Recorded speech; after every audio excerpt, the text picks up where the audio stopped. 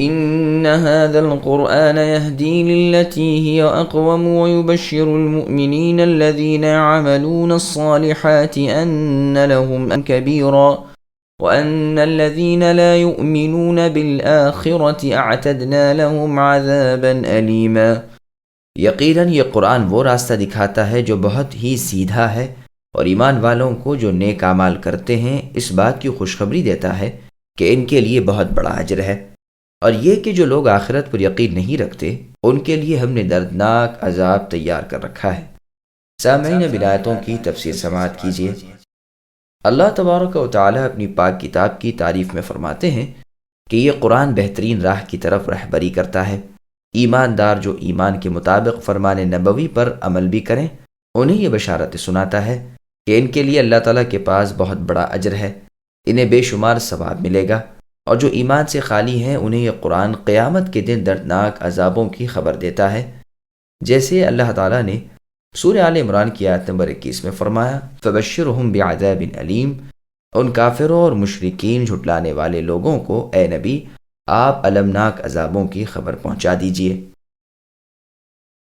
وَيَدْعُ الْإِنسَانُ بِالشَّرِّ دُعَاءَهُ بِالْخَيْرِ وَكَانَ الْإِنسَانُ عَجُولًا وَجَعَلْنَا اللَّيْلَ وَالنَّهَارَ آيَتَيْنِ فَمَحَوْنَا آيَةَ اللَّيْلِ وَجَعَلْنَا آيَةَ النَّهَارِ مُبْصِرَةً لِتَبْتَغُوا فَضْلًا مِّن رَّبِّكُمْ وَلِتَعْلَمُوا عَدَدَ السِّنِينَ وَالْحِسَابَ وَكُلَّ شَيْءٍ فَصَّلْنَاهُ تَفْصِيلًا۔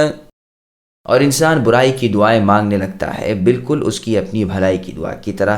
انسان ہے ہی بڑا جلد باز۔ ہم نے رات اور دن اپنی قدرت کے نشان بنائے ہیں، رات کی نشانی کو تو ہم نے بے نور کر دیا ہے اور دن کی نشانی کو منور دکھانے والی بنائی ہے، تاکہ تم اپنے رب کا فضل تلاش کر سکو، اور اس لیے بھی کہ برسوں کا شمار اور حساب معلوم کر سکو، اور ہر چیز کو ہم نے خوب تفصیل سے بیان فرما دیا ہے۔ سامعین، اب آیتوں کی تفسیر سماعت کیجیے۔ انسان کی بے صبری کا بیان، یعنی انسان کبھی کبھی دلگیر اور نا امید ہو کر اپنی سخت غلطی سے خود اپنے لیے برائی کی دعا مانگنے لگتا ہے، کبھی اپنے مال و اولاد کے لیے بد دعا کرنے لگتا ہے، کبھی موت کی، کبھی ہلاکت کی، کبھی بربادی اور لعنت کی، لیکن اللہ تعالیٰ اس پر خود اس سے بھی زیادہ مہربان ہے۔ ادھر وہ دعا کرے ادھر وہ قبول فرما لے تو بھی ہلاک ہو جائے۔ صحیح مسلم اور صحیح ابن حبان میں رسول اللہ کا فرمان ہے کہ اپنی جان و مال کے لیے بد دعا نہ کرو، ایسا نہ ہو کہ کسی قبولیت کی گھڑی میں ایسا کوئی کلمہ بد زبان سے نکل جائے۔ اس کی وجہ صرف انسان کی اضطرابی حالت اور اس کی جلد بازی ہے، یہ ہے ہی جلد باز۔ سلمان فارسی رضی اللہ عنہ اور ابن عباس رضی اللہ عنہما نے اس موقع پر آدم علیہ السلام کا واقعہ ذکر کیا کہ ابھی پیروں تلے تک روح نہیں پہنچی تھی جو آدم علیہ السلام نے کھڑے ہونے کا ارادہ کیا، روح سر کی طرف سے آ رہی تھی، ناک تک پہنچی تو چھینک آئی۔ آدم علیہ السلام نے کہا الحمدللہ، تو اللہ تعالیٰ نے فرمایا یرحمک ربک یا آدم، کہ اے آدم آپ پر آپ کے رب رحم فرمائیں۔ جب آنکھوں تک پہنچی تو آنکھیں کھول کر دیکھنے لگے، جب اور نیچے کے اعضاء میں پہنچی تو خوشی سے اپنے تئیں دیکھنے لگے، ابھی پیروں تک نہیں پہنچی تھی جو چلنے کا ارادہ کیا لیکن چل نہ سکے، تو دعا کرنے لگے کہ اللہ تعالیٰ رات سے پہلے روح آ جائے۔ دن اور رات اللہ تعالیٰ کی قدرت کی دلیل۔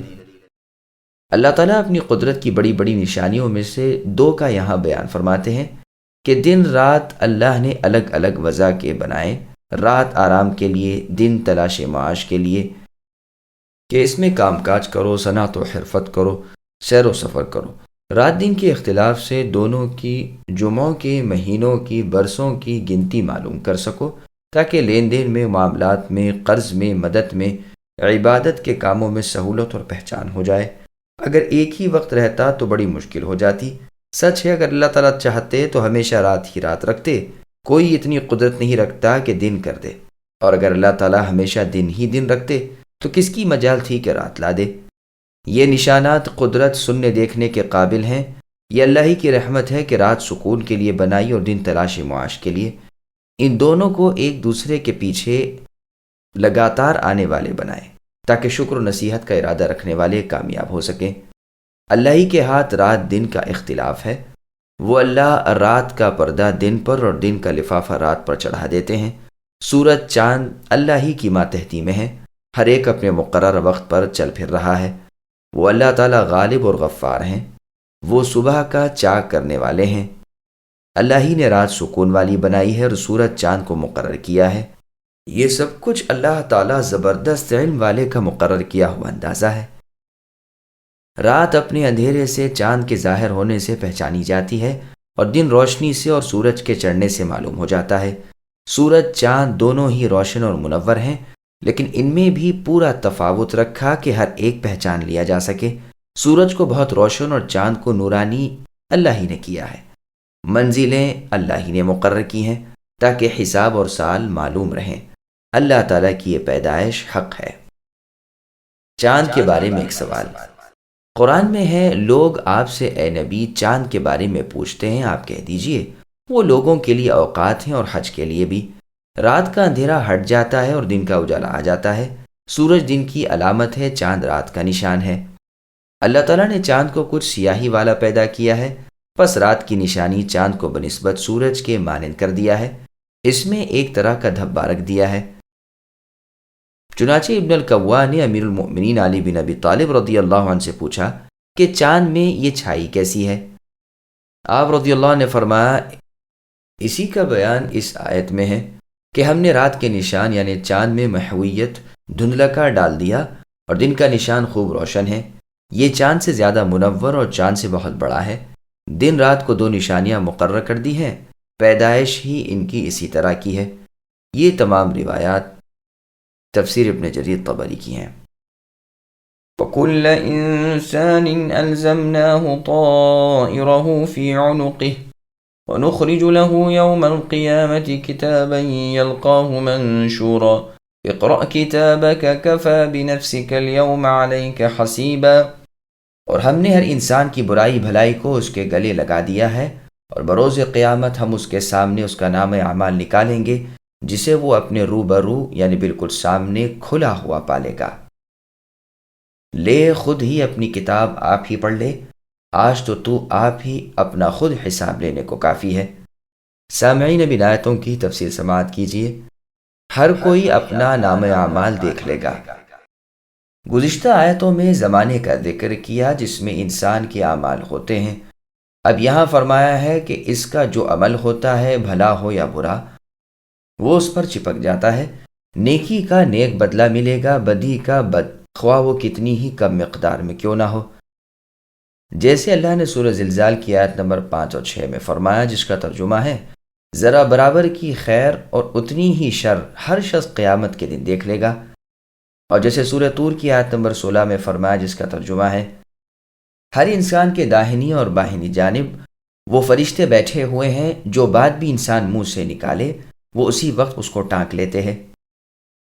اور سورہ انفطار کی آیت نمبر 10 میں فرمایا، وَإِنَّ عَلَيْكُمْ لَحَافِظِينَ، اور بے شک اے انسانوں ہم نے تم پر نگہبان مقرر کیے ہیں جو بزرگ ہیں اور لکھنے والے ہیں، تمہارے ہر فعل سے باخبر ہیں۔ اور آیت میں ہے، تمہیں صرف تمہارے کیے ہوئے اعمال کا بدلہ ملے گا۔ اور سورہ قاف کی آیت نمبر 17 میں، جس کا ترجمہ ہے کہ ہر برائی کرنے والے کو سزا دی جائے گی۔ مقصود یہ ہے کہ ابن آدم کے چھوٹے بڑے چھپے کھلے نیک بد اعمال صبح شام دن رات برابر لکھے جا رہے ہیں۔ انسان کے اعمال کے مجموعے کی کتاب قیامت کے دن یا تو اس کے دائیں ہاتھ میں دی جائے گی یا بائیں میں، نیکوں کے دائیں ہاتھ میں اور بروں کے بائیں ہاتھ میں کھلی ہوئی ہوگی کہ وہ بھی پڑھ لے اور دوسرے بھی دیکھ لیں۔ اس کی تمام عمر کے کل اعمال اس میں لکھے ہوئے ہوں گے، جیسے اللہ تعالیٰ نے سورہ قیامہ کی آیت نمبر 13 میں فرمایا، یُنَبَّأُ الْإِنسَانُ يَوْمَئِذٍ بِمَا قَدَّمَ وَأَخَّرَ، اس دن انسان اپنے تمام اگلے پچھلے اعمال سے خبردار کر دیا جائے گا۔ انسان تو اپنے معاملے میں خود ہی حجت ہے، گو وہ اپنی بے گناہی میں کتنے ہی بہانے پیش کر دے۔ اس وقت اس سے فرمایا جائے گا کہ خوب جانتا ہے کہ تجھ پر ظلم نہ کیا جائے گا، اس میں وہی لکھا گیا ہے جو تو نے کیا ہے۔ اس وقت چونکہ بھولی بھسری چیزیں بھی یاد آ جائیں گی، اس لیے در حقیقت کوئی عذر پیش کرنے کی گنجائش نہ رہے گی۔ پھر سامنے کتاب ہے جو پڑھ رہا ہے، خواہ وہ دنیا میں ان پڑھ ہی تھا، لیکن آج ہر شخص اسے پڑھ لے گا۔ گردن کا ذکر خاص طریقے پر اس لیے کیا کہ وہ ایک مخصوص حصہ ہے، اس میں جو چیز لٹکا دی گئی وہ چپک گئی، ضروری ہوگی۔ شاعروں نے بھی اس خیال کو ظاہر کیا ہے۔ مسند احمد میں رسول اللہ صلی اللہ علیہ وسلم کا فرمان ہے کہ ہر دن کے عمل پر مہر لگ جاتی ہے۔ جب مؤمن بیمار پڑتا ہے تو فرشتے کہتے ہیں اے اللہ، آپ نے فلاں کو تو روک لیا ہے۔ اللہ جل جلالہ فرماتے ہیں اس کے جو عمل تھے وہ برابر لکھتے جاؤ یہاں تک کہ میں اسے تندرست کر دوں یا فوت کر دوں۔ لفظ طائر کا معنی، قتادہ رحمہ اللہ کہتے ہیں کہ اس آیت میں طائر سے مراد عمل ہیں۔ حسن بصری رحمہ اللہ فرماتے ہیں اے ابن آدم، تیرے دائیں بائیں فرشتے بیٹھے ہیں، صحیفے کھلے رکھے ہیں، داہنی جانب والا نیکیاں اور بائیں طرف والا بدیاں لکھ رہا ہے۔ اب تجھے اختیار ہے زیادہ نیکی کر یا زیادہ بدی۔ تیری موت پر یہ دفتر لپیٹ دیے جائیں گے اور تیری قبر میں تیری گردن میں لٹکا دیے جائیں گے۔ قیامت کے دن کھلے ہوئے تیرے سامنے پیش کر دیے جائیں گے اور تجھ سے کہا جائے گا کہ لے اپنا نامہ اعمال خود پڑھ لے اور تو ہی حساب اور انصاف کر لے۔ اللہ تعالیٰ کی قسم، وہ اللہ تعالیٰ تو بڑے عادل ہیں جو تیرا معاملہ تیرے ہی سپرد کر رہے ہیں۔ یہ روایت تفسیر میں جریر طبری میں ہے۔ من اهتدى فإنما يهتدي لنفسه ومن ضل فإنما يضل عليها ولا تزر وازرة وزر أخرى وما كنا معذبين حتى نبعث رسولا۔ جو راہ راست حاصل کر لے وہ خود اپنے ہی بھلے کے لیے راہ یافتہ ہوتا ہے، اور جو بھٹک جائے اس کا بوجھ بار اسی کے اوپر ہے۔ کوئی بوجھ والا کسی اور کا بوجھ اپنے اوپر بروز قیامت نہ لا دے گا۔ ہماری عادت نہیں کہ رسول بھیجنے سے پہلے ہی عذاب کرنے لگیں۔ سامعین، اب اس آیت کی تفسیر سماعت کیجیے۔ فرما برداری میں انسان کا اپنا ہی فائدہ ہے۔ جس نے راہ راست اختیار کی، حق کی اتباع کی، نبوت کی مانی، اس کے اپنے حق میں اچھائی ہے، اور جو حق سے ہٹا صحیح راہ سے پھرا اس کا وبال اسی پر ہے۔ کوئی کسی کے گناہ میں پکڑا نہ جائے گا، ہر ایک کا عمل اسی کے ساتھ ہے، کوئی نہ ہوگا جو دوسرے کا بوجھ اٹھائے۔ اور قرآن میں سورہ عنکبوت کی آیت نمبر 13 میں ہے وَلَيَحْمِلُنَّ أَثْقَالَهُمْ وَأَثْقَالًا مَعَ أَثْقَالِهِمْ، اور سورہ نحل کی آیت نمبر 25 میں ہے وَمِنْ أَوْزَارِ الَّذِينَ يُضِلُّونَهُمْ بِغَيْرِ عِلْمٍ، یعنی اپنے بوجھ کے ساتھ یہ ان کے بوجھ بھی اٹھائیں گے جنہیں انہوں نے دنیا میں بہکا رکھا تھا۔ پس ان دونوں مضمونوں میں کوئی منافات نہ سمجھی جائے، اس لیے کہ گمراہ کرنے والوں پر ان کے گمراہ کرنے کا بوجھ ہے، نہ کہ ان کے بوجھ ہلکے کیے جائیں اور ان پر لادے جائیں۔ انصاف کرنے والے اللہ تعالیٰ تو ایسے نہیں کرتے۔ پھر اپنی ایک اور رحمت بیان فرماتے ہیں کہ وہ رسول کے پہنچنے سے پہلے کسی امت کو عذاب نہیں کرتے۔ چنانچہ سورہ تبارک کی آیت نمبر 8 تا آیت نمبر 9 میں اللہ نے فرمایا، جس کا ترجمہ ہے کہ جہنمیوں سے داروغے جہنم پوچھیں گے کہ کیا تمہارے پاس ڈرانے والے نہیں آئے تھے؟ وہ جواب دیں گے بے شک آئے تھے، لیکن ہم نے انہیں سچا نہ جانا، انہیں جھٹلا دیا اور صاف کہہ دیا کہ تم تو یوں ہی بہک رہے ہو۔ سرے سے یہ بات ہی انہونی ہے کہ اللہ تعالیٰ کسی پر کچھ اتارے ہیں۔ اور سورہ زمر کی آیت نمبر 71 میں ہے کہ اسی طرح جب یہ کافر لوگ جہنم کی طرف کشاں کشاں پہنچائے جا رہے ہوں گے، اس وقت بھی داروغے ان سے پوچھیں گے کہ کیا تم میں سے ہی رسول نہیں آئے تھے جو تمہارے رب کی آیتیں تمہارے سامنے پڑھتے ہوں اور تمہیں اس دن کی ملاقات سے ڈراتے ہوں؟ یہ جواب دیں گے کہ ہاں یقیناً آئے، لیکن کلمہ عذاب کافروں پر ٹھیک اترا۔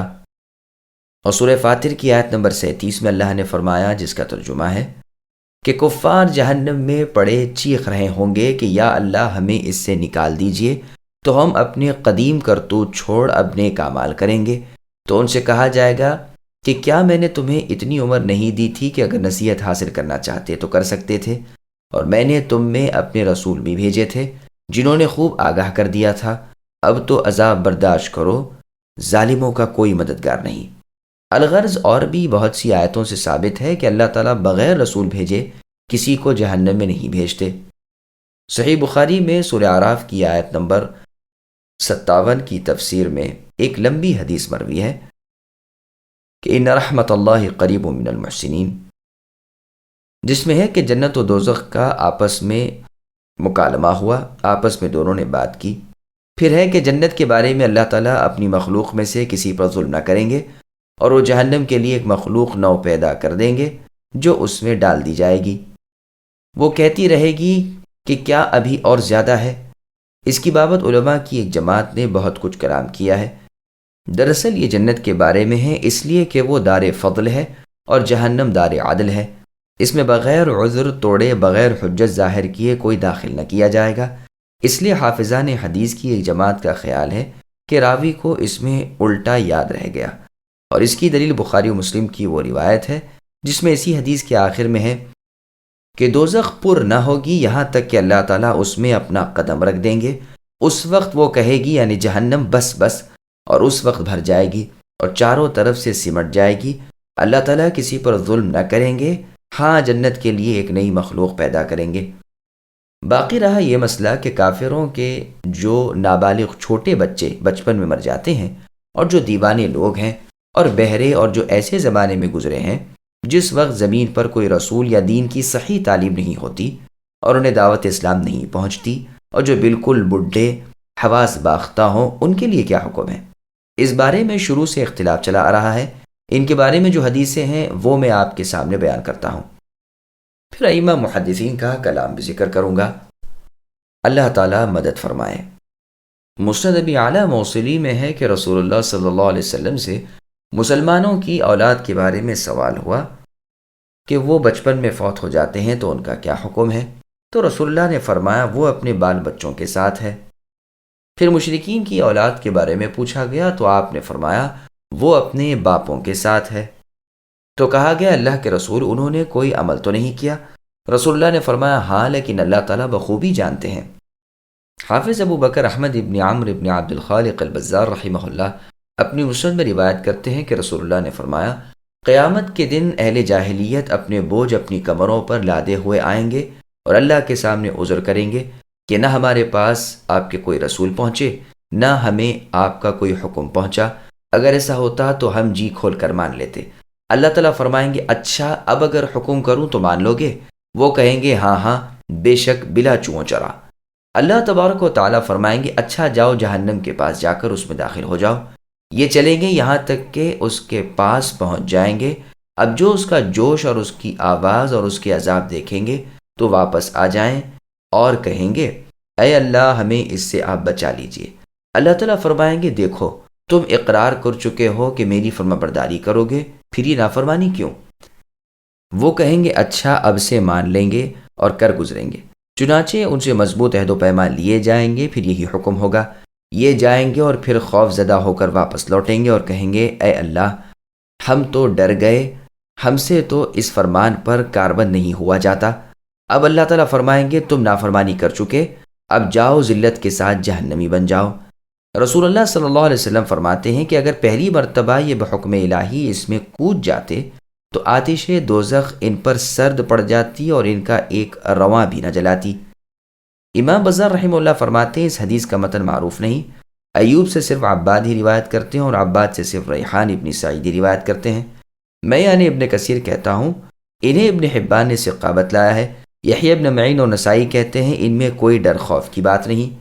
ابو داؤد نے ان سے روایت نہیں کی۔ ابو حاتم کہتے ہیں یہ شیخ ہیں، ان میں کوئی حرج نہیں، ان کی حدیثیں لکھ لی جاتی ہیں اور ان سے دلیل نہیں لی جاتی۔ صحیح بخاری نے، صحیح مسلم، سنن ترمذی، مسند احمد اور صحیح ابن حبان میں رسول اللہ صلی اللہ علیہ وسلم کا فرمان ہے ہر بچہ دین اسلام پر ہوتا ہے، پھر اس کے ماں باپ اسے یہودی، نصرانی، مجوسی بنا لیتے ہیں۔ جیسے کہ بکری کے صحیح سالم بچے کے کان کاٹ دیا کرتے ہیں۔ لوگوں نے کہا اللہ کے رسول اگر وہ بچپن ہی میں مر جائے تو؟ رسول اللہ نے فرمایا اللہ کو ان کے اعمال کی صحیح اور پوری خبر تھی۔ مسند احمد کی حدیث میں ہے رسول اللہ نے فرمایا کہ مسلمان بچوں کی کفالت جنت میں ابراہیم علیہ السلام کے سپرد ہے۔ صحیح مسلم میں حدیث قدسی ہے کہ اللہ نے فرمایا میں نے اپنے تمام بندوں کو موحد یعنی ایک طرفہ خالص بنایا ہے۔ ایک روایت میں اس کے ساتھ ہی مسلمان کا لفظ بھی ہے۔ مشرکین کے بچوں کا کیا انجام ہوگا؟ حافظ ابو بکر برقانی اپنی کتاب المستخرج علی البخاری میں روایت لائے ہیں کہ رسول اللہ نے فرمایا ہر بچہ فطرت پر پیدا کیا جاتا ہے۔ لوگوں نے بآواز بلند دریافت کیا کہ مشرکوں کے بچے بھی؟ رسول اللہ نے فرمایا مشرکوں کے بچے بھی۔ طبرانی کی حدیث میں ہے کہ مشرکوں کے بچے اہل جنت کے خادم بنائے جائیں گے۔ علماء میں سے بعض کا مسلک تو یہ ہے کہ ان کے بارے میں ہم توقف کرتے ہیں، خاموش ہیں، ان کی دلیل بھی گزر چکی۔ بعض کہتے ہیں یہ جنتی ہیں، ان کی دلیل معراج والی وہ حدیث ہے جو صحیح بخاری شریف میں سمورہ بن جندب رضی اللہ عنہ سے مروی ہے کہ رسول اللہ نے اپنے اس خواب میں ایک شخص کو ایک جنتی درخت تلے دیکھا جن کے پاس بہت سے بچے تھے۔ سوال پر جبرائیل علیہ السلام نے بتلایا کہ یہ ابراہیم علیہ السلام ہیں اور ان کے پاس یہ بچے مسلمانوں اور مشرکوں کی اولاد ہیں جو بچپن میں فوت ہو گئے۔ لوگوں نے کہا اللہ کے رسول، مشرکین کی اولاد بھی؟ رسول اللہ نے فرمایا ہاں، مشرکین کی اولاد بھی۔ بعض علماء فرماتے ہیں یہ دوزخی ہیں کیونکہ ایک حدیث میں ہے کہ وہ اپنے باپوں کے ساتھ ہیں۔ بعض علماء کہتے ہیں ان کا امتحان قیامت کے میدانوں میں ہو جائے گا، اطاعت گزار جنت میں جائیں گے، اللہ تعالیٰ اپنے سابق علم کا اظہار کر کے پھر انہیں جنت میں پہنچائیں گے، اور بعض بوجہ اپنی نافرمانی کے جو اس امتحان کے وقت ان سے سرزد ہوگی اور اللہ تعالیٰ اپنا پہلا علم آشکارا کر دیں گے، اس وقت انہیں جہنم کا حکم ہوگا۔ اس مذہب سے تمام حدیثوں اور مختلف دلیلوں میں جمع ہو جاتی ہے، اور پہلے کی حدیثیں جو ایک دوسرے کو تقویت پہنچاتی ہیں اس معنی کی کئی ایک ہیں۔ شیخ ابو الحسن علی بن اسماعیل الاشعری نے یہی مذہب اہل سنہ و جماعت کا نقل فرمایا ہے، اور اسی کی تائید امام بیہقی نے کتاب الاعتقاد میں کی ہے، اور بھی بہت سے محققین علماء اور پرکھ رکھنے والے حافظوں نے یہی فرمایا۔ شیخ ابو عمر ابن عبد البر النمیری رحمہ اللہ نے امتحان کی بعض روایتیں بیان کر کے لکھا ہے کہ اس بارے میں کی حدیثیں قوی نہیں ہیں اور ان سے حجت ثابت نہیں ہوتی، اور اہل علم ان کا انکار کرتے ہیں، اس لیے کہ آخرت دار جزا ہے، دار عمل نہیں ہے، اور نہ دار امتحان ہے، اور جہنم میں جانے کا حکم بھی تو انسانی طاقت سے باہر کا حکم ہے اور اللہ تعالیٰ کی عادت نہیں۔ امام صاحب کے اس قول کا جواب بھی سن لیجئے۔ اس بارے میں جو حدیثیں ہیں ان میں سے بعض تو بالکل صحیح ہیں، جیسا کہ ائمہ علماء نے تصریح کی ہے، بعض حسن درجے کی اور بعض ضعیف بھی ہیں، لیکن وہ بوجہ صحیح اور حسن حدیثوں کے قوی ہو جاتی ہیں، اور جب یہ ہے تو ظاہر ہے کہ یہ حدیثیں حجت و دلیل کے قابل ہو گئیں۔ اب رہا امام ابن عبد البر رحمہ اللہ کا یہ فرمان کہ آخرت دار عمل اور دار امتحان نہیں، وہ دار جزا ہے، یہ بے شک صحیح ہے، لیکن اس سے اس کی نفی کیسے ہو گئی کہ قیامت کے مختلف میدانوں کی پیشیوں میں جنت دوزخ کے دخول سے پہلے کوئی احکام نہ دیے جائیں گے؟ ابو الحسن اشعری نے تو مذہب اہل سنہ والجماعت کے عقائد میں بچوں کے امتحان کو داخل کیا ہے، یعنی قیامت کے دن انہیں بھی آزمایا جائے گا۔ مزید برآں سورہ قلم کی آیت نمبر 42 یوم یکشف عن ساق اس کی کھلی دلیل ہے کہ منافق و مؤمن کی تمیز کے لیے اللہ تعالیٰ اپنی پنڈلی کھول دیں گے، اور مؤمن اہل ایمان سجدے میں گریں گے جب انہیں سجدے کا حکم ہوگا۔ بخاری اور مسلم کی حدیث میں بھی ہے، رسول اللہ نے فرمایا کہ مؤمن تو اللہ کی پنڈلی کو دیکھ کر سجدہ کر لیں گے، اور منافق الٹے منہ پیٹھ کے بل گر پڑیں گے۔ صحیحین میں اس شخص کا قصہ بھی ہے جو سب سے آخر جہنم سے نکلے گا کہ وہ اللہ سے وعدے وعید کرے گا اور کچھ سوال نہ کرے گا، سو اس سوال کے اس کے پورے ہونے کے بعد وہ اپنے قول و قرار سے پھر جائے گا اور ایک اور سوال کر بیٹھے گا وغیرہ۔ آخر میں اللہ تعالیٰ فرمائیں گے کہ ابن آدم تو بڑا ہی عہد شکن ہے، اچھا جا جنت میں چلا جا۔ پھر امام صاحب کا یہ فرمانا کہ انہیں ان کی طاقت سے خارج بات کا یعنی جہنم میں کود پڑنے کا حکم کیسے ہوگا؟ اللہ تعالیٰ کسی کو اس کی وسعت سے زیادہ تکلیف نہیں دیتے، یہ بھی صحت حدیث میں کوئی روک پیدا نہیں کر سکتا۔ خود امام صاحب اور تمام مسلمان مانتے ہیں کہ پل صراط پر سے گزرنے کا حکم سب کو ہوگا، جو جہنم کی پیٹھ پر ہوگا اور تلوار سے زیادہ تیز اور بال سے زیادہ باریک ہوگا۔ مومن اس پر سے اپنی نیکیوں کے اندازے سے گزر جائیں گے، بعض مثل بجلی کے، بعض مثل ہوا کے، بعض مثل گھوڑوں کے، بعض مثل اونٹوں کے، بعض مثل بھاگنے والوں کے، بعض مثل پیدل چلنے والوں کے، بعض گھٹنوں سرک سرک کر، بعض کٹ کٹ کر جہنم میں گر پڑیں گے۔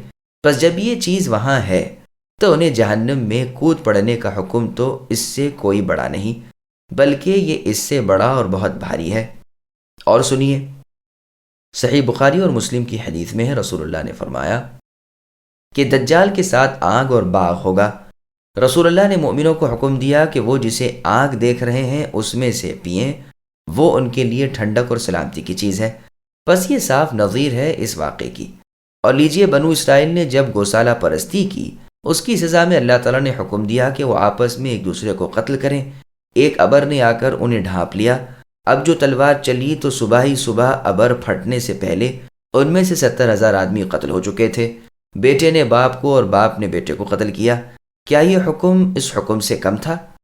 کیا اس کا عمل نفس پر گرا نہیں؟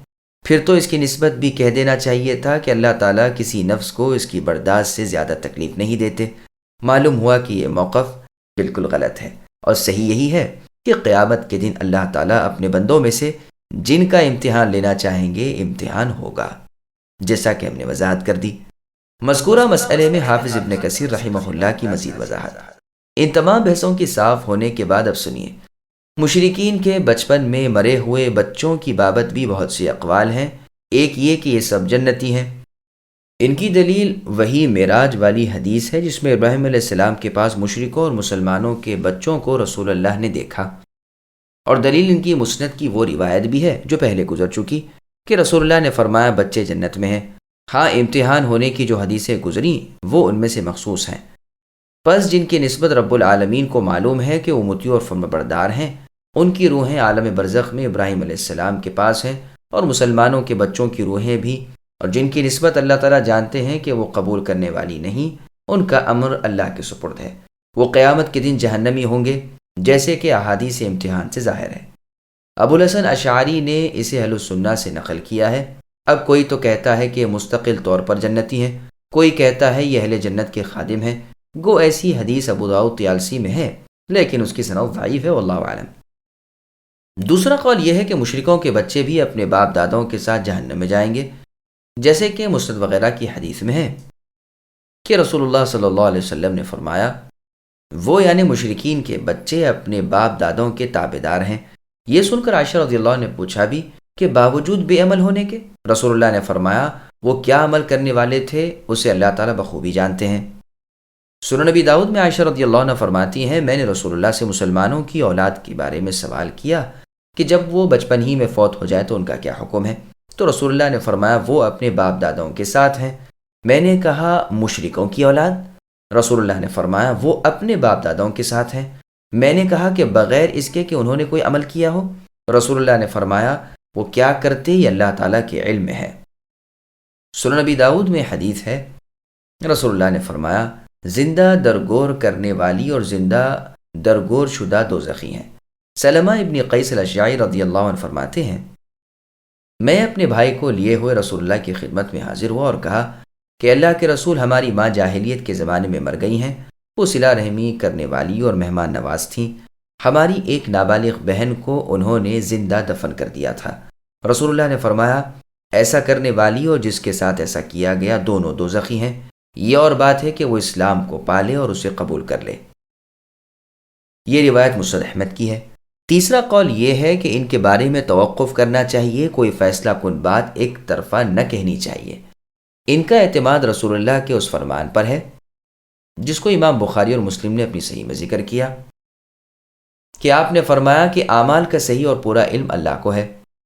بخاری میں ہے کہ مشرکوں کی اولاد کے بارے میں جب آپ سے سوال ہوا تو آپ نے انہی لفظوں میں جواب دیا تھا۔ بعض بزرگ کہتے ہیں کہ یہ آراف میں رکھے جائیں گے۔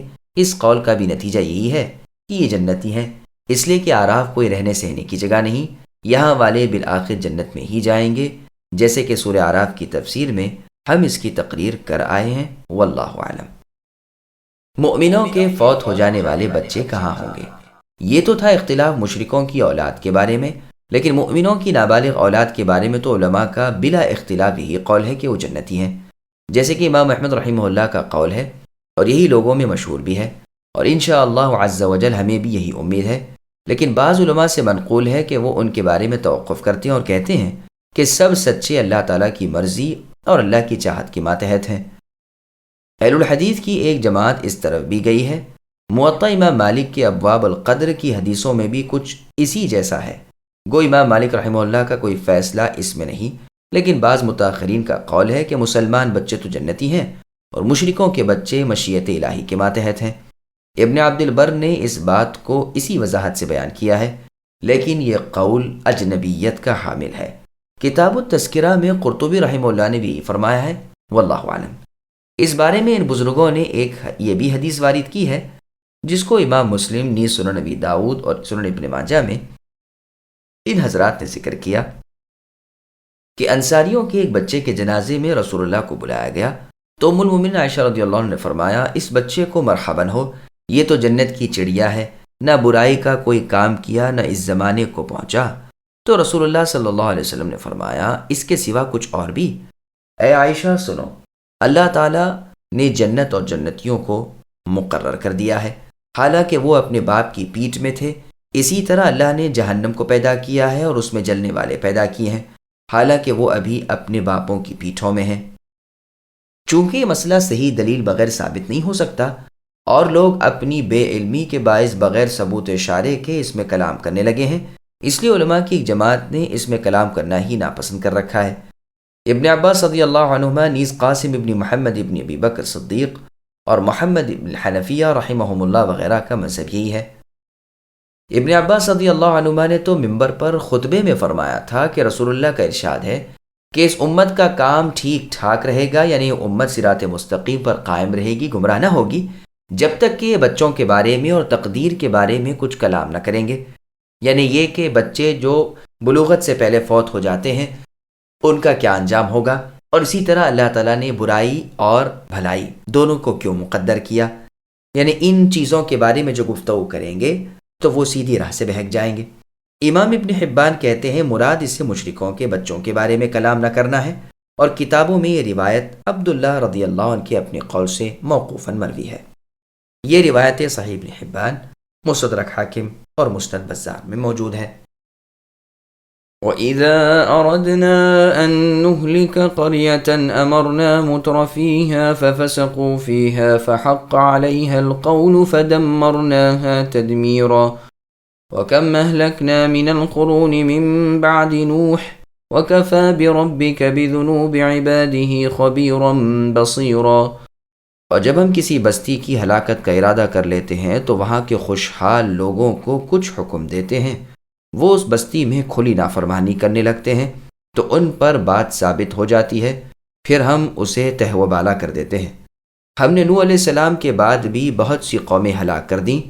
آپ کے رب اے نبی اپنے بندوں کے گناہوں سے کافی خبردار اور خوب دیکھنے بھالنے والے ہیں۔ سامعین، بدایتوں کی تفسیر سماعت کیجیے۔ اللہ تعالیٰ کا حکم آنے کا مفہوم۔ مشہور قراءت امرنا ہے، اس امر سے مراد تقدیری امر ہے، جیسے اللہ نے سورہ یونس کی آیت نمبر 24 میں فرمایا اتاہ امرنا، یعنی وہاں ہمارا مقرر کردہ وہ امر آ جاتا ہے، رات کو یا دن کو۔ یاد رہے کہ اللہ برائیوں کا حکم نہیں کرتے، مطلب یہ ہے کہ وہ فحش کاریوں میں مبتلا ہو جاتے ہیں اور اس وجہ سے مستحق عذاب ہو جاتے ہیں۔ یہ بھی معنی کیے گئے ہیں کہ ہم انہیں اپنی اطاعت کے احکام کرتے ہیں، وہ برائیوں میں لگ جاتے ہیں، پھر ہمارا سزا کا قول ان پر راست آ جاتا ہے۔ جن کی قراءت امرنا ہے وہ کہتے ہیں مطلب یہ ہے کہ وہاں کے سردار ہم بدکاروں کو بنا دیتے ہیں، وہ وہاں اللہ تعالیٰ کی نافرمانیاں کرنے لگتے ہیں، یہاں تک کہ عذاب الہی انہیں اس بستی سمیت تہس نہس کر دیتا ہے، جیسے اللہ تعالیٰ نے سورہ انعام کی آیت نمبر 123 میں فرمایا وَكَذَلِكَ جَعَلْنَا فِي كُلِّ قَرْيَةٍ أَكَابِرَ مُجْرِمِيهَا، یعنی ہم نے ہر بستی میں بڑے بڑے مجرم رکھے ہیں۔ ابن عباس رضی اللہ عنہ فرماتے ہیں یعنی ہم ان کے دشمن بڑھا دیتے ہیں، وہاں سرکشوں کی زیادتی کر دیتے ہیں۔ اللہ تعالیٰ خوب دیکھنے والے ہیں۔ اے قریشیو، ہوش سنبھالو، میرے اس بزرگ رسول محمد صلی اللہ علیہ وسلم کی تکذیب کر کے بے خوف نہ ہو جاؤ۔ اپنے سے پہلے نوح علیہ السلام کے بعد کے لوگوں کو دیکھو کہ رسولوں کی تکذیب نے ان کا نام و نشان مٹا دیا۔ اس سے یہ بھی معلوم ہوتا ہے کہ نوح علیہ السلام سے پہلے کہ آدم علیہ السلام تک کے لوگ دین اسلام پر تھے۔ بس تم اے قریشیو کچھ ان سے زیادہ ساز و سامان اور گنتی اور طاقت والے نہیں ہو، باوجود اس کے تم اشرف الرسل خاتم النبیین کو جھٹلا رہے ہو، بس تم عذابوں اور سزاؤں کے زیادہ لائق ہو۔ اللہ تعالیٰ پر اپنے کسی بندے کا کوئی عمل پوشیدہ نہیں، خیر و شر سب اللہ پر ظاہر ہے، کھلا چھپا سب وہ جانتے ہیں، ہر عمل کو خود اللہ تعالیٰ دیکھ رہے ہیں۔ من كان يريد العاجلة عجلنا له فيها ما نشاء لمن نريد ثم جعلنا له جهنم يصلاها مذموما مدحورا ومن أراد الآخرة وسعى لها سعيها وهو مؤمن فأولئك كان سعيهم مشكورا كلا نمد هؤلاء وهؤلاء من عطاء ربك وما كان عطاء ربك محظورا انظر كيف فضلنا بعضهم على بعض وللآخرة أكبر درجات وأكبر تفضيلا۔ جس کسی کا ارادہ صرف اس جلدی والی دنیا کا ہی ہوا، اسے ہم یہاں جس قدر جس کے لیے چاہیں سرے دست دیتے ہیں، بالآخر اس کے لیے ہم جہنم مقرر کر دیتے ہیں جہاں وہ برے حالوں دھتکارا ہوا داخل ہوگا۔ اور جس کا ارادہ آخرت کا ہو اور جیسی کوشش اس کے لیے ہونی چاہیے وہ کرتا بھی ہو اور ہو بھی وہ با ایمان، بس یہی لوگ ہیں جن کی کوشش کی اللہ تعالیٰ کے ہاں پوری قدردانی کی جائے گی۔ ہر ایک کو ہم بہم پہنچائے جاتے ہیں، انہیں بھی اور انہیں بھی۔ آپ کے پروردگار اے نبی، انعامات میں سے آپ کے پروردگار کی بخشش رکی ہوئی نہیں ہے۔ دیکھ لیجئے کہ ان میں ایک کو ایک پر ہم نے کس طرح فضیلت دے رکھی ہے، اور آخرت تو درجوں کی تمیز میں اور بھی بڑھ کر ہے اور فضیلت کے اعتبار سے بھی بہت بڑی ہے۔ سامعین، اب آیتوں کی تفسیر سماعت کیجیے۔ طالب دنیا کا انجام۔ کچھ ضروری نہیں کہ طالب دنیا کی ہر چاہت پوری ہی ہو، جس کا جو ارادہ اللہ تعالیٰ پورا کرنا چاہے کر دیں، لیکن ہاں ایسے لوگ آخرت میں خالی ہاتھ رہ جائیں گے۔ یہ تو وہاں جہنم کے گڑھے میں گھرے ہوئے ہوں گے، نہایت برے حالوں ذلت و خواری میں ہوں گے، کیونکہ یہاں انہوں نے یہی کہا تھا، فانی کو باقی پر، دنیا کو آخرت پر ترجیح دی تھی، اس لیے وہاں رحمت الہی سے دور ہیں۔ ہاں جو طالب دیدار آخرت ہو جائے اور صحیح طریقے سے آخرت میں کام آنے والی نیکیاں مطابق سنت رسول صلی اللہ علیہ وسلم کرتا رہے اور اس کے دل میں بھی ایمان، تصدیق اور یقین ہو، عذاب ثواب کے وعدے سے ہی جانتا ہو، اللہ تعالیٰ اور رسول صلی اللہ علیہ وسلم کو مانتا ہو، ان کی کوشش قدردانی سے دیکھی جائے گی، نیک بدلہ ملے گا۔ یعنی دونوں قسم کے لوگوں کو، ایک وہ جن کا مطلب صرف دنیا ہے، دوسرے وہ جو طالب آخرت ہیں، دونوں قسم کے لوگوں کو ہم بڑھاتے رہتے ہیں، جس میں وہ بھی ہیں یہ بھی ہیں۔ یہ آپ کے رب کی عطا ہے۔ وہ اللہ تعالیٰ ایسے متصرف اور حاکم ہے جو کبھی ظلم نہیں کرتے، مستحق سعادت کو سعادت اور مستحق شقاوت کو شقاوت دے دیتے ہیں۔ اللہ کے احکام کوئی رد نہیں کر سکتا، اللہ کے روکتے ہوئے کو کوئی دے نہیں سکتا، اللہ کے ارادوں کو کوئی ٹال نہیں سکتا۔ آپ کی رب کی نعمتیں اے نبی عام ہیں، نہ کسی سے روکیں نہ کسی سے ہٹائے سے ہٹیں، وہ نہ کم ہوتی ہیں نہ گھٹتی ہیں۔ آخرت میں لوگوں کے مختلف درجات ہوں گے۔ دیکھ لیجئے کہ ہم نے دنیا میں انسانوں کے مختلف درجے رکھے ہیں، ان میں امیر بھی ہیں، فقیر بھی ہیں، درمیانہ حالت میں بھی ہیں، اچھے بھی ہیں، برے بھی ہیں، اور درمیانے درجے کے بھی۔ کوئی بچپن میں مرتا ہے، کوئی بوڑھا ہو کر، کوئی اس کے درمیان۔ آخرت درجوں کے اعتبار سے دنیا سے بھی بڑی ہوئی ہے۔ کچھ تو جہنم کے گڑھوں میں ہوں گے طوق و زنجیر پہنے ہوئے، کوئی جنت کے درجوں میں ہوں گے بلند و بالا خانوں میں نعمت و راحت، سرور و خوشی میں۔ پھر خود جنتیوں میں بھی درجوں کا تفاوت ہوگا، ایک ایک درجے میں زمین و آسمان کا سا تفاوت ہوگا۔ جنت میں ایسے 100 درجے ہیں۔ بلند درجوں والے اہل علیین کو اس طرح دیکھیں گے جیسے تم کسی چمکتے ستارے کو آسمان کی اونچائی پر دیکھتے ہو۔ یہ روایت بخاری اور مسلم کی ہے۔ پس آخرت درجوں اور فضیلتوں کے اعتبار سے بہت بڑی ہے۔ لا تجعل مع الله إلها آخر فتقعد مذموما مخذولا وقضى ربك ألا تعبدوا إلا إياه وبالوالدين إحسانا إما يبلغن عندك الكبر أحدهما أو كلاهما فلا تقل لهما أف ولا تنهرهما وقل لهما قولا كريما واخفض لهما جناح الذل من الرحمة وقل رب ارحمهما كما ربياني صغيرا۔ اے نبی، اللہ کے ساتھ کسی اور کو معبود نہ ٹھہرائیے کہ آخر کار آپ برے حالوں بے کس ہو کر بیٹھ رہے ہیں۔ آپ کے پروردگار صاف صاف حکم دے چکے ہیں کہ تم سب اللہ کے سوا کسی اور کی عبادت نہ کرنا اور ماں باپ کے ساتھ سلوک و احسان کرنا۔ اگر تمہاری موجودگی میں ان میں سے ایک یا یہ دونوں بڑھاپے کو پہنچ جائیں تو ان کے آگے ہوں تک نہ کہنا، نہ انہیں ڈانٹ ڈپٹ کرنا، بلکہ ان کے ساتھ ادب و احترام سے بات چیت کرنا، اور عاجزی اور محبت کے ساتھ ان کے سامنے تواضع کا بازو پست رکھے رہنا اور دعا کرتے رہنا کہ اے میرے پروردگار ان پر ویسا ہی رحم کیجیے جیسا انہوں نے میرے بچپن میں میری پرورش کی ہے۔ سامعین، اب ان آیتوں کی تفسیر سماعت کیجیے۔ اللہ تعالی وحدہ لا شریک ہے، اللہ تنہا معبود برحق ہے، اللہ کا کوئی شریک نہیں۔ یہ خطاب ہر ایک مکلف انسان و جن سے ہے۔ رسول اللہ کی تمام امت کو حق تبارک و تعالیٰ فرماتے ہیں کہ اپنے رب کی عبادت میں کسی کو شریک نہ کرو، اگر ایسا کرو گے تو ذلیل ہو جاؤ گے، اللہ کی مدد ہٹ جائے گی، جس کی عبادت کرو گے اسی کے سپرد کر دیے جاؤ گے، اور یہ ظاہر ہے کہ اللہ تعالیٰ کے سوا اور کوئی نفع و نقصان کا مالک نہیں، وہ اللہ اکیلے ہیں، ان کا کوئی شریک نہیں۔ چنانچہ مسند احمد میں ہے، رسول اللہ فرماتے ہیں جسے فاقہ پہنچے اور لوگوں سے اسے بند کرانا چاہے اس کا فاقہ بند نہ ہوگا، اور جو اللہ تعالیٰ سے اس کی بابت دعا کرے اللہ تعالیٰ اس کے پاس تونگری بھیج دیں گے، یا تو جلدی یا دیر سے۔ یہ حدیث سنن نبی داؤد اور ترمذی میں بھی ہے۔ امام ترمذی عید حسن صحیح بتلاتے ہیں۔ والدین کا مقام اور ان کے ساتھ حسن سلوک کا حکم۔ یہاں آیت میں قضا معنی میں حکم فرمانے کے ہے، تاکیدی حکم الہی جو کبھی ٹلنے والا نہیں، یہی ہے کہ عبادت اللہ ہی کی ہو اور والدین کی اطاعت میں سر منہ فرق نہ آئے۔ چنانچہ تفسیر ابن جریر طبری میں ہے کہ ابی بن کعب اور ابن مسعود رضی اللہ عنہما نیز ضحاک ابن مزاحم رحمہ اللہ کی قرات میں قضا کے بدلے وصا ہے۔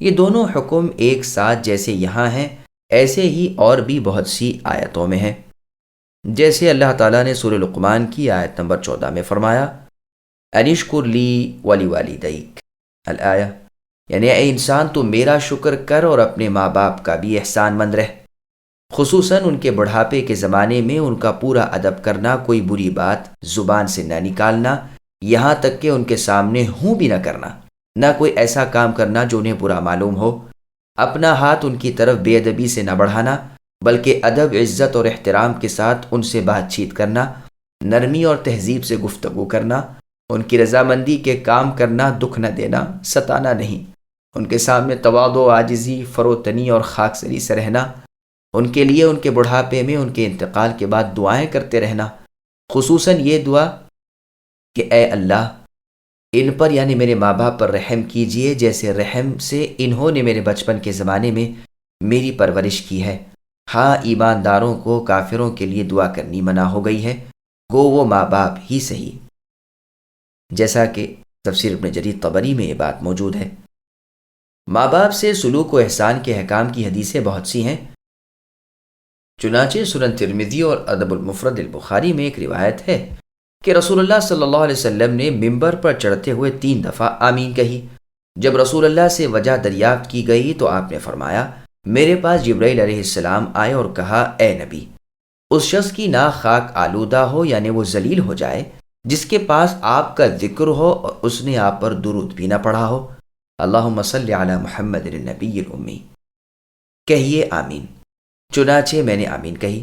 پھر فرمایا اس شخص کی ناک بھی اللہ تعالیٰ خاک آلودہ کرے جس کی زندگی میں ماہ رمضان آیا اور چلا بھی گیا اور اس شخص کی بخشش نہ ہوئی، آمین کہیے۔ چنانچہ میں نے اس پر بھی آمین کہی۔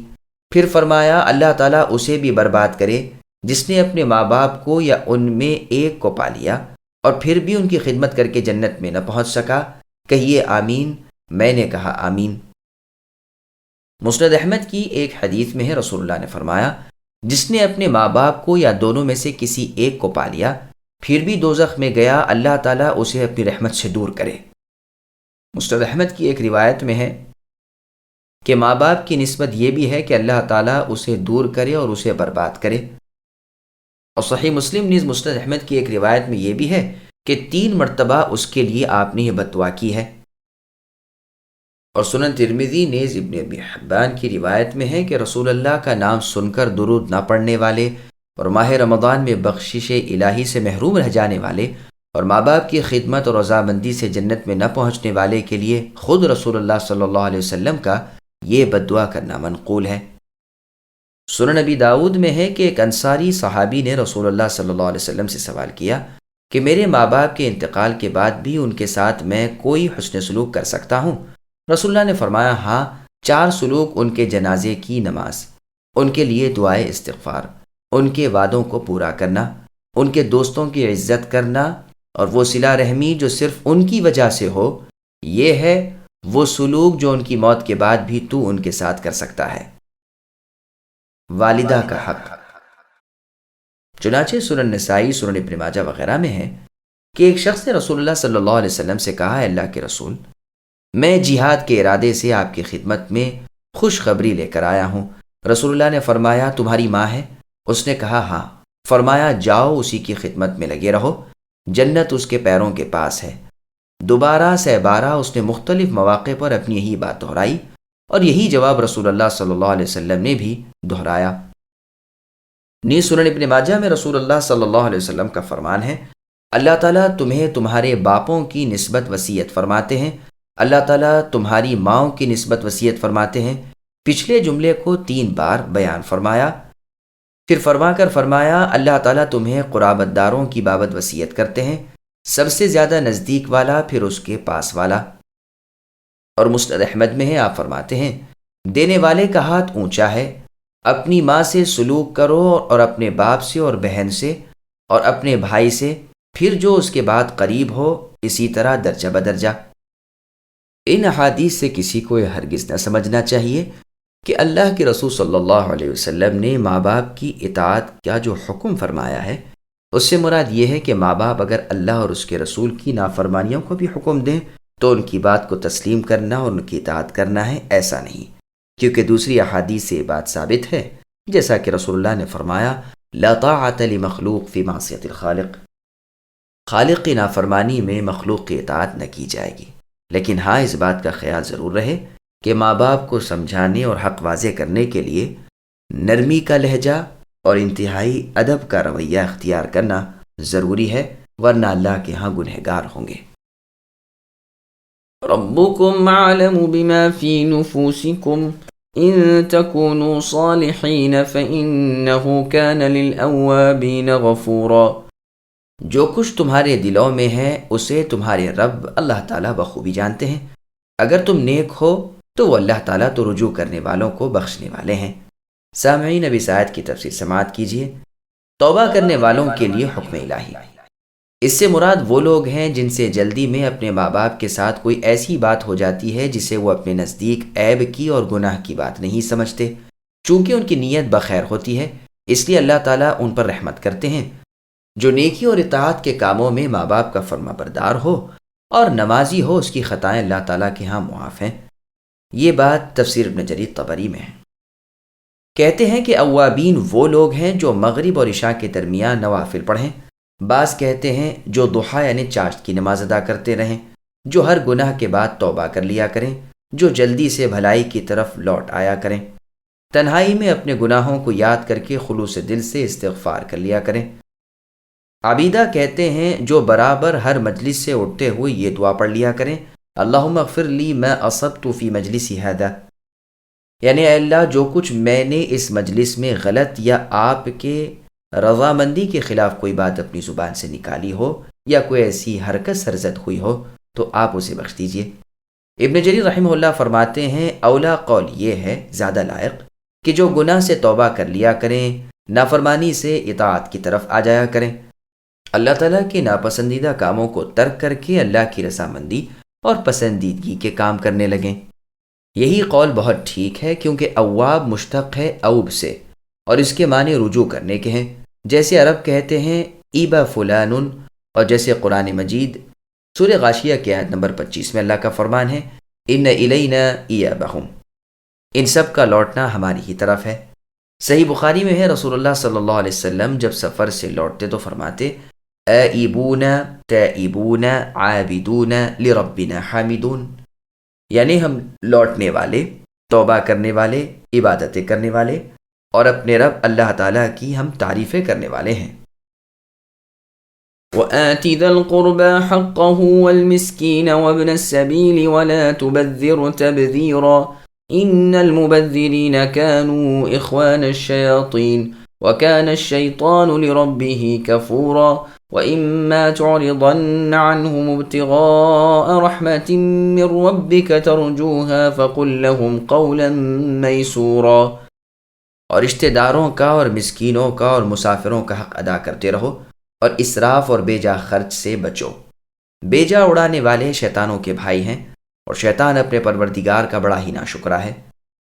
اور اگر آپ کو اے نبی ان سے منہ پھیر لینا پڑے اپنے رب کی اس رحمت کی جستجو میں جس کی آپ امید رکھتے ہیں، تو بھی آپ کو چاہیے کہ عمدگی اور نرمی سے انہیں سمجھا دیں۔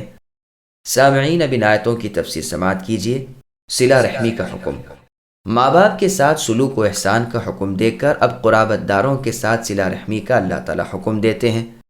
چنانچہ صحیح مسلم میں رسول اللہ کا فرمان ہے، اپنی ماں سے سلوک کرو اور اپنے باپ سے، پھر جو زیادہ قریب ہو اور پھر جو زیادہ قریب ہو۔ صحیح بخاری نے صحیح مسلم اور مسند احمد کی ایک اور حدیث میں آپ کا فرمان ہے، جو اپنے رزق کی اور اپنی عمر کی ترقی چاہتا ہو اسے صلہ رحمی کرنی چاہیے۔ بزار میں ہے، اس آیت کے اترتے ہی رسول اللہ نے اپنی بیٹی فاطمہ رضی اللہ عنہا کو بلا کر فدک عطا فرمایا۔ اس حدیث کی سند صحیح نہیں اور واقعہ بھی کچھ ٹھیک نہیں معلوم ہوتا، اس لیے کہ یہ آیت مکیہ ہے اور اس وقت تک باغ فدک رسول اللہ صلی اللہ علیہ وسلم کے قبضے میں نہ تھا۔ 7 ہجری میں خیبر فتح ہوا، تب باغ فدک آپ کے قبضے میں آیا، پس یہ قصہ بند نہیں بیٹھتا۔ مساکین اور مسافرین کی پوری تفسیر سورہ براءہ میں گزر چکی، یہاں دہرانے کی چندہ ضرورت نہیں۔ اسراف اور فضول خرچی سے بچنے کا حکم۔ خرچ کا حکم کر کے پھر اسراف سے منع فرماتے ہیں۔ نہ تو انسان کو کنجوس ہونا چاہیے، نہ بالکل بے جا خرچ کرنے والا، بلکہ اعتدال اختیار کریں، جیسے کہ اللہ تعالیٰ نے سورہ فرقان کی آیت نمبر 66 میں فرمایا، وَالَّذِينَ إِذَا أَنفَقُوا لَمْ يُسْرِفُوا وَلَمْ يَقْتُرُوا، یعنی ایماندار اپنے خرچ میں نہ تو حد سے گزرتے ہیں نہ بالکل ہاتھ روک لیتے ہیں۔ پھر اسراف یعنی بے جا خرچ کرنے کی برائیاں اللہ تعالیٰ بیان فرماتے ہیں کہ ایسے لوگ شیطان جیسے ہیں۔ تبذیر کہتے ہیں غیر حق میں خرچ کرنے کو۔ اپنا کل مال بھی اگر اللہ کی راہ میں دے دے تو یہ تبذیر و اسراف نہیں، اور غیر حق میں تھوڑا سا بھی دے تو یہ تبذیر ہے۔ یہاں فرمان ہے کہ اسراف اور بیوقوفی اور اللہ کی اطاعت کے ترک اور نافرمانی کے ارتکاب کی وجہ سے مسرف لوگ شیطان کے بھائی بن جاتے ہیں۔ شیطان میں یہ بد خصلت ہے کہ وہ رب کی نعمتوں کا ناشکرا، اللہ کی اطاعت کا تارک، اللہ کی نافرمانی اور مخالفت کا عامل ہے۔ پھر آگے اللہ فرماتے ہیں کہ ان قرابت داروں، مسکینوں، مسافروں میں سے کوئی بھی آپ سے اے نبی کچھ سوال کر بیٹھے اور اس وقت آپ کے ہاتھ تلے کچھ نہ ہو اور اس وجہ سے آپ کو ان سے منہ پھیر لینا پڑے، تو بھی جواب نرم دیجئے کہ بھائی جب اللہ ہمیں دیں گے انشاءاللہ ہم آپ کے حق کو نہ بھولیں گے وغیرہ۔ ولا تجعل يدك مغلولة إلى عنقك ولا تبسطها كل البسط فتقعد ملوما محسورا إن ربك يبسط الرزق لمن يشاء ويقدر إنه كان بعباده خبيرا بصيرا۔ اور اپنا ہاتھ اے نبی گردن سے بندھا ہوا نہ رکھیے اور نہ اسے بالکل ہی کھول دیا کریں کہ پھر ملامت کیے ہوئے اور پچھتاتے ہوئے بیٹھ جائیں۔ یقیناً آپ کے رب جس کے لیے چاہیں روزی کشادہ کر دیتے ہیں اور تنگ بھی، یقیناً وہ اپنے بندوں سے باخبر اور انہیں خوب دیکھنے والے ہیں۔ سامعین، اب ان آیتوں کی تفسیر سماعت کیجیے۔ خرچ کرنے میں درمیانی رائے اختیار کی جائے۔ حکم ہو رہا ہے کہ اپنی زندگی میں اپنی میانہ روش رکھو، نہ بخیل بنو نہ مسرف، ہاتھ گردن سے نہ باندھ لو یعنی بخیل نہ بنو کہ کسی کو کچھ نہ دو۔ یہودیوں نے بھی اسی محاورے کو استعمال کیا ہے اور کہا ہے کہ معاذ اللہ، اللہ کی پناہ، اللہ تعالیٰ کے ہاتھ بندھے ہوئے ہیں، ان پر اللہ تعالیٰ کی لعنتیں نازل ہوں، کہ یہ اللہ تعالیٰ کو بخیلی کی طرف منسوخ کرتے تھے، جس سے اللہ کریم و وہاب، پاک اور بہت دور ہے۔ ساتھ ہی ساتھ یہ بھی معلوم ہونا چاہیے کہ یہاں پر یہودیوں نے جو اللہ کے حق میں اللہ کے ہاتھوں کے بندے ہونے کی بھدی اور خبیث بات کہی ہے، تو اس کا مطلب یہ نہیں کہ اللہ تعالیٰ کے ہاتھ نہیں۔ اللہ تعالیٰ کے 2 ہاتھ ہیں، حقیقی ہیں، لیکن ان کی کیفیت سے ہم جاہل ہیں، ان پر ہمیں ایمان رکھنا ہے اور یہ سوال نہیں کرنا کہ اللہ کے 2 ہاتھ کیسے ہیں۔ بس کنجوشی سے منع کر کے پھر اللہ تعالیٰ اسراف سے روکتے ہیں کہ اتنا کھلا ہوا کہ اپنی طاقت سے زیادہ دے ڈالو۔ پھر ان دونوں حکموں کا سبب بیان فرماتے ہیں کہ بخیلی سے تو ملامتی بن جاؤ گے، ہر ایک کی انگلی اٹھے گی کہ یہ بڑا بخیل ہے، ہر ایک دور ہو جائے گا کہ یہ محض بے فیض آدمی ہے۔ جیسے زہیر نے اپنے معلقہ میں کہا ہے وَمَنْ كَانَ ذَا مَالٍ وَيَبْخَلُ بِمَالِهِ عَلَى قَوْمِهِ يُسْتَغْنَ عَنْهُ وَيُذَمَّمُ، یعنی جو مالدار ہو کر بخیلی کرے لوگ اس سے بے نیاز ہو کر اس کی برائی کرتے ہیں، بس بخیلی کی وجہ سے انسان برا بن جاتا ہے اور لوگوں کی نظروں سے گر جاتا ہے، ہر ایک اسے ملامت کرنے لگتا ہے، اور جو حد سے زیادہ خرچ کر گزرتا ہے وہ تھک کر بیٹھ جاتا ہے، اس کے ہاتھ میں نہیں رہتا، ضعیف اور عاجز ہو جاتا ہے، جیسے کوئی جانور جو چلتے چلتے تھک جائے اور راستے میں اڑ جائے۔ حسیرون سورہ تبارکہ میں آیا ہے، بس یہ بطور لف و نشر کے ہے۔ صحیحین کی حدیث میں ہے، رسول اللہ فرماتے ہیں بخیل اور سخی کی مثال ان دو شخصوں جیسی ہے جن پر دو لوہے کے جبے ہوں سینے سے گلے تک۔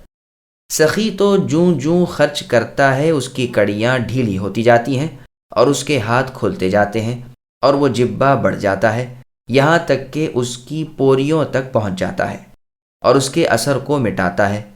اور رہا بخیل کہ جب کبھی خرچ کا ارادہ کرتا ہے تو اس کے جبے کی کڑیاں اور سمٹ جاتی ہیں، وہ ہر چند اسے وسیع کرنا چاہتا ہے لیکن اس میں کوئی گنجائش نہیں نکلتی۔ بخاری اور مسلم میں ہے کہ رسول اللہ نے اسماء بنت ابی بکر رضی اللہ عنہا سے فرمایا ادھر ادھر اللہ تعالیٰ کی ہر راہ میں خرچ کرتی رہو، جمع نہ رکھا کرو ورنہ اللہ تعالیٰ بھی روک لیں گے، بند باندھ کر روک نہ لیا کرو ورنہ پھر اللہ تعالیٰ بھی سر بند کر لیں گے، یعنی تمہیں بھی شمار کر کر کے دیں گے۔ ایک اور روایت میں یوں ہے کہ اے اسماء شمار کر کے نہ رکھا کرو ورنہ اللہ تعالیٰ بھی گنتی کر کے روک لیں گے۔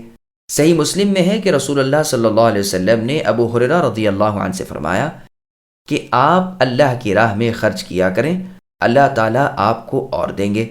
بخاری اور مسلم میں ہے رسول اللہ صلی اللہ علیہ وسلم نے فرمایا کہ ہر صبح دو فرشتے آسمان سے اترتے ہیں، ایک دعا کرتا ہے کہ اے اللہ سخی کو بھلا بدلا دیجئے، اور دوسرا دعا کرتا ہے کہ بخیل کا مال تلف کر دیجئے، یعنی اس کو مٹا کر زائل کر دیجئے۔ مسلم میں ہے رسول اللہ نے فرمایا صدقے خیرات سے کسی کا مال نہیں گھٹتا اور ہر سخاوت کرنے والے کو اللہ تعالیٰ ذی عزت کر دیتے ہیں، اور جو شخص اللہ کے حکم کی وجہ سے دوسروں سے عاجزانہ برتاؤ کرے اللہ تعالیٰ اسے بلند درجہ کر دیتے ہیں۔ طمع و لالچ سے بچو۔ سنن نبی داؤد کی حدیث میں ہے رسول اللہ فرماتے ہیں طمع و لالچ سے بچو کیونکہ اسی نے تم سے پہلے لوگوں کو ہلاک کیا ہے۔ طمع کا پہلا حکم یہ ہوتا ہے کہ بخیلی کرو، انہوں نے بخیلی کی، پھر اس نے انہیں صلہ رحمی توڑنے کا کہا، انہوں نے وہ بھی کیا، پھر فسق و فجور کا حکم دیا، یہ اس پر بھی کاربند ہوئے۔ غریبی اور امیری یہ سب اللہ تعالیٰ کے ہاتھ میں ہے۔ پھر آگے اللہ فرماتے ہیں کہ رزق دینے والے، کشادگی کرنے والے، تنگی میں ڈالنے والے، اپنی مخلوق میں اپنی حسب منشا ہیر پھیر کرنے والے، جسے چاہے غنی اور جسے چاہے فقیر کرنے والے اللہ ہی ہیں۔ ہر بات میں اللہ کی حکمت ہے، وہی اپنی حکمتوں کے جاننے والے ہیں۔ وہ خوب جانتے ہیں اور دیکھتے ہیں کہ مستحق امارت کون ہے اور مستحق فقیری کون ہے۔ یاد رہنا چاہیے کہ بعض لوگوں کے حق میں امیری اللہ تعالیٰ کی طرف سے ڈھیل کے طور پر ہوتی ہے اور بعضوں کے لیے فقیری بطور عذاب بھی ہوتی ہے۔ اللہ تعالیٰ ہمیں ان دونوں سے بچائے، یعنی امیری کے فتنے سے بھی اور فقیری کے بھی۔ ولا تقتلوا أولادكم خشية إملاق نحن نرزقهم وإياكم إن قتلهم كان خطأ كبيرا ولا تقربوا الزنا إنه كان فاحشة وساء سبيلا۔ اور مفلسی کے خوف سے اپنی اولادوں کو نہ مار ڈالا کرو، ان کو اور تم کو ہم ہی روزیاں دیتے ہیں، یقیناً ان کا قتل کرنا کبیرہ گناہ ہے۔ خبردار زنا کے قریب بھی نہ پھٹکنا کیونکہ وہ بڑی بے حیائی ہے اور بہت ہی بری راہ ہے۔ سامعین اب آیتوں کی تفسیر سماعت کیجیے۔ لوگوں تمہیں اور تمہاری اولاد کو روزی عطا کرنے والے اللہ ہیں۔ دیکھو اللہ تعالیٰ اپنے بندوں پر بنسبت ان کے ماں باپوں کے بھی زیادہ مہربان ہیں۔ ایک طرف ماں باپ کو حکم دیتے ہیں کہ اپنا مال اپنے بچوں کو بطور ورثے کے دو، اور دوسری جانب فرماتے ہیں کہ انہیں مار نہ ڈالا کرو۔ جاہلیت میں لوگ نہ تو لڑکیوں کو ورثہ دیتے تھے نہ ان کا زندہ رکھنا پسند کرتے تھے، بلکہ دختر کشی یعنی بچیوں کو مار ڈالنا ان کی قوم کا ایک عام رواج تھا۔ قرآن میں اللہ تعالیٰ اس ناروا رواج کی تردید کرتے ہیں کہ یہ خیال کس قدر پوچھ ہے کہ انہیں کھلائیں گے کہاں سے، کسی کی روزی کسی کے ذمے نہیں، سب کے روزی رساں تو اللہ ہی ہیں۔ سورہ انعام کی آیت نمبر 151 میں اللہ نے فرمایا وَلَا تَقْتُلُوا أَوْلَادَكُم مِّنْ إِمْلَاقٍ کہ فقیری اور تنگ دستی کے خوف سے اپنی اولادوں کی جان نہ لیا کرو، تمہیں اور انہیں روزیاں دینے والے ہم ہیں، ان کا قتل جرم عظیم اور گناہ کبیرہ ہے۔ خطا کی دوسری قرات خطا ہے، دونوں کے معنی ایک ہی ہیں۔ بخاری اور مسلم میں ہے کہ عبداللہ بن مسعود رضی اللہ عنہ نے پوچھا، ہے اللہ کے رسول، اللہ تعالیٰ کے نزدیک سب سے بڑا گناہ کیا ہے؟ رسول اللہ نے فرمایا، یہ کہ تم کسی کو اللہ تعالیٰ کا شریک ٹھہرائے، حالانکہ اللہ ہی اکیلے نے تمہیں پیدا کیا ہے۔ میں نے پوچھا اس کے بعد کون سا؟ فرمایا یہ کہ تم اپنی اولاد کو اس خوف سے مار ڈالو کہ وہ تمہارے ساتھ کھائیں گے۔ میں نے کہا اس کے بعد کون سا؟ فرمایا یہ کہ تو اپنی پڑوسن سے زناکاری کرے۔ زنا کبیرہ گناہ ہے۔ زناکاری اور اس کے گرد کی تمام سیاہ کاریوں سے قرآن میں اللہ اپنے بندوں کو روک رہے ہیں۔ زنا کو شریعت نے کبیرہ اور بہت سخت گناہ بتلایا ہے، وہ بدترین طریقہ اور نہایت بری راہ ہے۔ مسند احمد میں ہے کہ ایک نوجوان نے زناکاری کی اجازت رسول اللہ سے چاہی، لوگ اس پر جھک پڑے کہ چپ رہ، کیا کہہ رہا ہے، کیا کہہ رہا ہے؟ رسول اللہ نے اسے اپنے قریب بلا کر فرمایا بیٹھ جاؤ۔ جب وہ بیٹھ گیا تو آپ نے فرمایا کیا تم اس کام یعنی زناکاری کو اپنی ماں کے لیے پسند کرتے ہو؟ اس نے کہا نہیں، اللہ تعالیٰ کی قسم ہے اللہ کے رسول، مجھے آپ پر اللہ تعالیٰ فدا فرمائے، ہرگز نہیں۔ رسول اللہ نے فرمایا پھر سوچ لو کہ کوئی کیسے پسند کرے گا۔ رسول اللہ نے فرمایا اچھا تو اسے اپنی بیٹی کے لیے پسند کرتے ہو؟ اس نے اسی طرح تاکید سے انکار کیا۔ رسول اللہ نے فرمایا ٹھیک ہے، اسی طرح کوئی بھی اسے اپنی بیٹیوں کے لیے پسند نہیں کرتا، اچھا اپنی بہن کے لیے اسے تم پسند کرو گے؟ اس نے اسی طرح انکار کیا۔ رسول اللہ نے فرمایا اسی طرح دوسرے بھی اپنی بہنوں کے لیے اسے برا سمجھتے ہیں، بتاؤ کیا تم چاہو گے کہ کوئی تمہاری پھوپھی سے ایسا کرے؟ اس نے اسی سختی سے انکار کیا۔ رسول اللہ نے فرمایا اسی طرح کوئی اور بھی اسے اپنی پھوپھی کے لیے نہ چاہے گا، اچھا اپنی خالہ کے لیے؟ اس نے کہا ہرگز نہیں۔ فرمایا اسی طرح اور سب لوگ بھی۔ پھر رسول اللہ نے اپنا ہاتھ اس کے سر پر رکھ کر دعا کی کہ اے اللہ اس کے گناہ بخش دیجئے، اس کے دل کو پاک کر دیجئے، اسے عصمت والا بنائیے۔ پھر تو یہ حالت تھی کہ یہ نوجوان کسی کی طرف نظر بھی نہ اٹھاتا تھا۔ یہ روایت مسند احمد کی ہے۔